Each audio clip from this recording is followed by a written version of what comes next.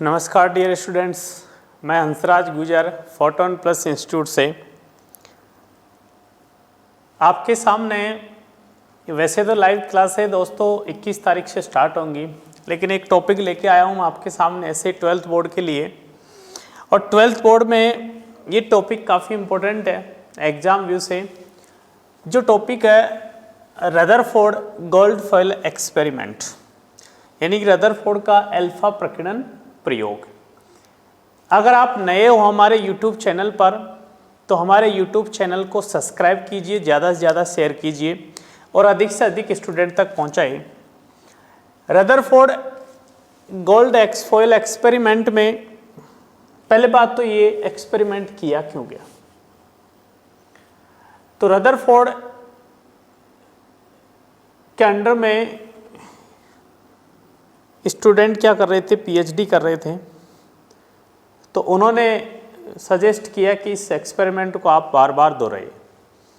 तो उन्होंने दोहराया और कुछ निष्कर्ष निकाले इसमें। तो नाभिक की खोज करने के लिए ये एक्सपेरिमेंट किया गया था। क्या किया गया था? नाभिक की खोज करने के लिए। इससे पहले रदरफोर्ड ने एटॉमिक मॉडल दिया था। उस एटॉमिक मॉडल के बारे में जो बताया था उसका एक तरह से प्रूफ है। तो रदरफोर्ड मॉडल में पहले बात तो इस रदरफोर्ड जब एक्सपेरिमेंट किया गया तो इसमें कुछ चीज़ें एज्यूम की गई कि कोई भी प्रैक्टिकल होता है तो ये एक्सपेरिमेंट होता है तो कुछ चीज़ें एज्यूम की जाती है। तो रदरफोर्ड ने क्या क्या एज्यूम की? फर्स्ट तो एज्यूम की कि जो नाभिक के अंदर या किसी भी परमाणु के अंदर एक स्मॉल वॉल्यूम के अंदर धनावेश उपस्थित होता है। क्या उपस्थित होता है? धनावेश। और इस जो एरिया था उसी को इसने नाम क्या दिया था? नाभिक। क्या नाम दिया था? नाभिक। सेकेंड इन्होंने क्या माना कि जो इस एक्सपेरिमेंट में सोने की पन्नी ली है, ये वाली, इसका नाभिक काफी भारी है, हैवी है, ताकि इस पर अल्फा पार्टिकल इंसिडेंट हो तो इसकी पोजीशन चेंज ना हो। नेक्स्ट, जो अल्फा पार्टिकल और नाभिक के बीच में जो रिएक्शन वो एक फोर्स लगेगा वो किसके अकॉर्डिंग लगता है? कूलाम के नियम के according, Q1 Q2 upon R square के फॉर्मूले से। तो इस एक्सपेरिमेंट में देखो क्या क्या है, थोड़ा सा देखना इसको मैं थोड़ा सा छोटा कर देता हूं। ये देखो, ये तो देखो इस एक्सपेरिमेंट में ये वाला पार्ट है, ये होता है रेडियो एक्टिव सोर्स। क्या होता है? रेडियो एक्टिव सोर्स, जिसमें से अल्फा का पार्टिकल को क्या किया जाता है? इमिट कराया जाता है। और इस अल्फा पार्टिकल को जब इमिट करवाते हैं तो यहां इस पोजीशन पे इस तरह की क्या होती है? लेड प्लेट्स लगी होती हैं। क्या लगी होती हैं? लेड प्लेट्स, ताकि इसमें से जब ये अल्फा पार्टिकल पास हो तो इसकी सूप में प्राप्त हो जाए कि बीम की फॉर्म में मिल जाए, यानी एक पुंज के रूप में प्राप्त हो जाए। यहाँ पर क्या है? एक सोने की पन्नी थी। अभी मैं बताऊंगा सोने की पन्नी क्यों ले रही। सामने ये ZnS लेप किया हुआ क्या होता है? एक पर्दा होता है। और इसके पास साथ में क्या लगा होता है? डिटेक्टर लगा होता है। जो अल्फा पार्टिकल इस पे इंसिडेंट होंगे उनकी चमक या उनको डिटेक्ट करेगा। अब सबसे पहले बात आती है कि इस एक्सपेरिमेंट में अल्फा पार्टिकल का ही यूज क्यों हुआ? पार्टिकल अपने पास इलेक्ट्रॉन भी था, प्रोटॉन भी था और दूसरे कण भी थे, तो उन पार्टिकल का भी यूज कर सकते थे। न्यूट्रॉन का इसलिए नहीं किया गया क्योंकि वो उदासीन पार्टिकल, यानी कि न्यूट्रॉन पार्टिकल है तो उस पर फोर्स नहीं लगेगा, तो न्यूट्रॉन को तो इसलिए यूज में नहीं लिया। तो सर प्रोटॉन और इलेक्ट्रॉन थे, उनको ले सकते थे। इलेक्ट्रॉन की बात करूं, इलेक्ट्रॉन का मास बहुत कम होता है दोस्तों, तो मास कम होने के कारण उसकी वेलोसिटी क्या हो जाती है, हल्की सी ऊर्जा देते बहुत ज़्यादा हो जाती है। जब ऊर्जा बहुत ज़्यादा हो जाएगी यानी कि वेलोसिटी बहुत ज़्यादा हो जाती है, लाइट के आसपास हो जाती है, तो उस कंडीशन में रिलेटिविस्टिक पार्टिकल बन जाता है। इसलिए उस इलेक्ट्रॉन को भी इसमें यूज नहीं लिया गया।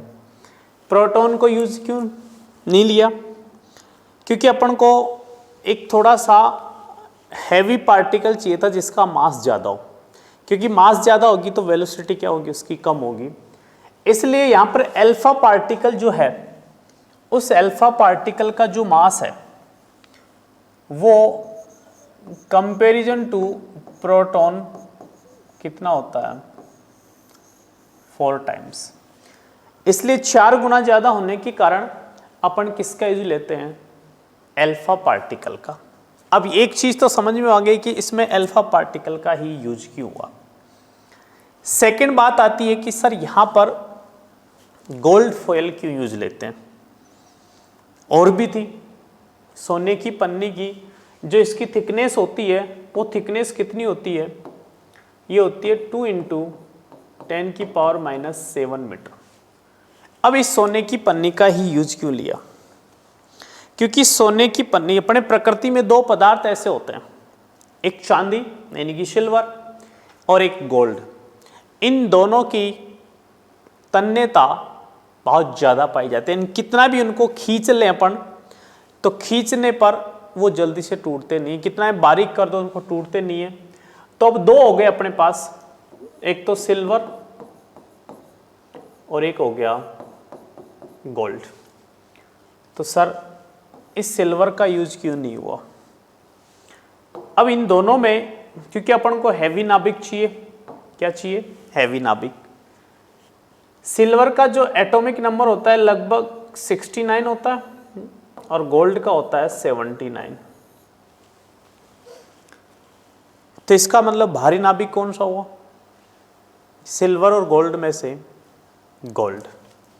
इसलिए यहां पर अपन गोल्ड फॉयल का यूज होता है।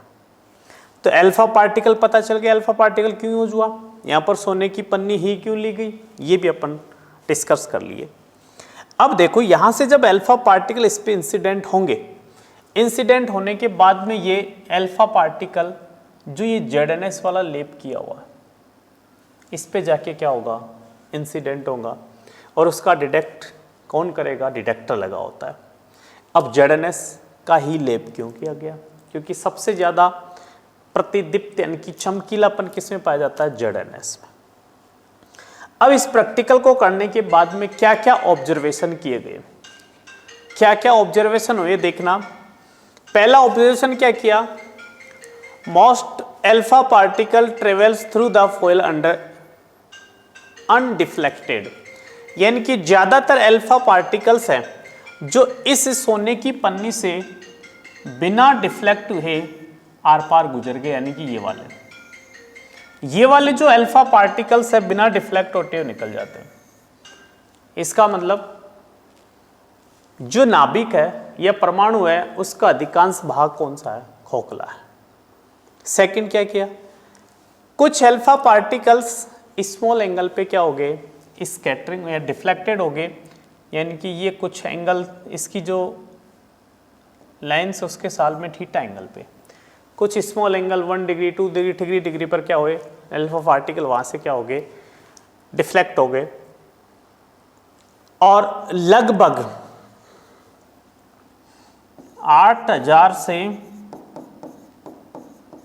10,000 अल्फा पार्टिकल में से केवल और केवल एक अल्फा पार्टिकल वापिस रिफ्लेक्ट होके उसी पाथ पे आ जाता है, यानी कि ये वाला, ये जो अल्फा पार्टिकल है, ये अल्फा पार्टिकल कितने में से, लगभग 8000 से 10,000 अल्फा पार्टिकल में से केवल एक अल्फा पार्टिकल वापस उसी पाथ पे आता है, यानी कि इस अल्फा पार्टिकल और न्यूक्लियस के बिटवीन मैक्सिमम रिपल्सन फोर्स लग रहा होगा, तब जाके वापस से लौट गया।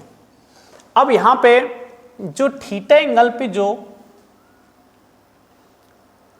अपने अल्फा पार्टिकल रिफ्लेक्ट या सॉरी वहां से प्रतिच्छेद हो रहे थे, उनमें देखना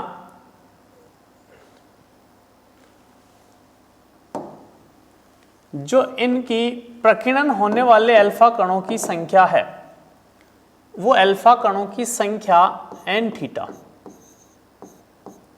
वो डायरेक्टली किसके प्रोपोर्शनल होती है, साइन 4 थीटा बाई 2। यानी कि जैसे जैसे एंगल बढ़ेगा वैसे वैसे डिफ्लेक्टेड होने वाले अल्फा पार्टिकल की वैल्यू क्या होगी, कम होगी। क्या होगी, कम होगी। इसका मतलब इनके बिटवीन अगर मैं ग्राफ बनाऊं, किस किस के मध्य, अल्फा पार्टिकल और एंगल के बिटवीन, वो क्या बनेगा देखना बच्चों। ये एग्जाम में पूछता है 1 मार्क्स का, ये थीटा और इधर क्या आ जाएंगे अपने, तो ये ग्राफ कैसा बनेगा, ऐसा कंटिन्यूस। जैसे जैसे अपन थीटा एंगल को इंक्रीज करते हैं वैसे वैसे नंबर ऑफ अल्फा पार्टिकल्स क्या होते हैं, डिक्रीज होते हैं। क्या होते हैं, डिक्रीज होते हैं। इसका मतलब इस एक्सपेरिमेंट में अपन को क्या क्या चीज पता चली कि एक तो एटम है, उस एटम का मोस्टली जो भाग होता है वो क्या होता है, खाली होता है। दूसरा, जहां से अल्फा पार्टिकल रिफ्लेक्ट हो रहे हैं इसका मतलब पॉजिटिव चार्ज है, उस पॉजिटिव चार्ज वाला जो एरिया है उसको अपन क्या बोलते हैं, न्यूक्लियस। क्या बोलते हैं, न्यूक्लियस। और जो एक अल्फा पार्टिकल वापस आता है, the nucleus carriers most of the atoms mass, यानी कि वापस जब ट्रेवल होके बैक आता है तो वो केवल एक ही अल्फा पार्टिकल है जो वापस उसी पाथ पर लौट के आता है। तो दोस्तों ये टॉपिक काफ़ी अच्छा था और आशा करता हूँ समझ में आया होगा। और डियर स्टूडेंट्स, आप जितनी ज़्यादा संघर्ष करोगे, जितना ज़्यादा संघर्ष करोगे आपकी सफलता उतनी अच्छी होगी। वो कहते हैं ना, अकेले मत चलो।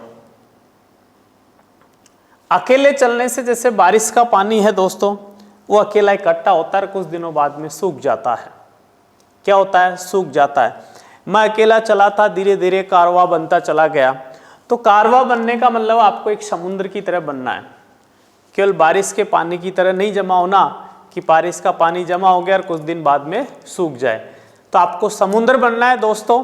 समुद्र कभी भी सूखता नहीं है जल्दी से, तो इसलिए आपको भी बहुत गहरा ज्ञान अर्जित करना है और कड़ी मेहनत करनी है और एग्जाम की तैयारी करनी है। हम आ रहे हैं दोस्तों 21 तारीख से धमाकेदार क्लासें लेकर।